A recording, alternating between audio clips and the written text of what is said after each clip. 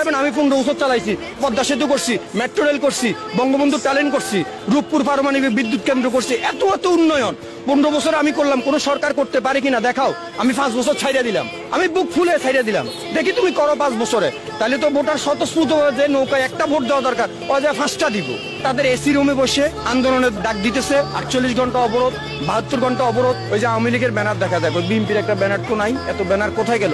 বিরোধী দল কি রোহিঙ্গা মায়ানমার থেকে আসছে? গণতন্ত্রের রাষ্ট্রে বিরোধী দল আন্দোলন করবে, এটা তো তাদের গণতান্ত্রিক অধিকার। আপনি গণতান্ত্রিক অধিকারকে বাকরুদ্ধ করার জন্য তাদের টুটি চেপে ধরছেন। এটা কোন দেশের গণতন্ত্র? আবার বলেন মানুষ কথা বলতে পারে, কিভাবে কথা বলবে?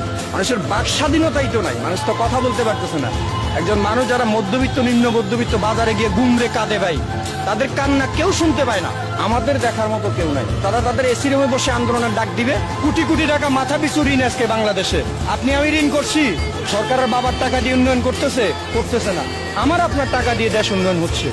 400 টাকা হাজিরা দিয়ে ঢাকা শহরে একটা ফ্যামিলি চলতে পারে না। আমাদের এই কষ্টটা, আমাদের দুর্ভোগটা কে দেখে? দেশের কঠিন অবস্থা, যারা ব্রিলিয়ান্ট, যারা বুঝে, তারা কথা বলে না, চুপ করে থাকে। তো কত আর দেয়ালে পেট ঠিকে গেছে। আপনি 1000 টাকা কি কিনতে পারেন? আপনি 1000 টাকা নিয়ে বাজারে গেলে আপনি বুঝবেন দেশের উন্নয়নটা কোথায়। দেশের ভিতরে হরতাল অবরোধ দিয়ে সাধারণ মানুষদেরকে না খাইয়ে মারানোর লাস্ট রাস্তা এটা। আমার মনে হয় যে আমরা যখন ওই যে পুরো পাকিস্তান ছিল, সারাদিন কাজ করতাম, কাজ করে তাদেরকে 25% ভ্যাট দিয়ে আসতাম, তো তখনকালের থেকে এখন আরো খারাপ হয়ে যাচ্ছে।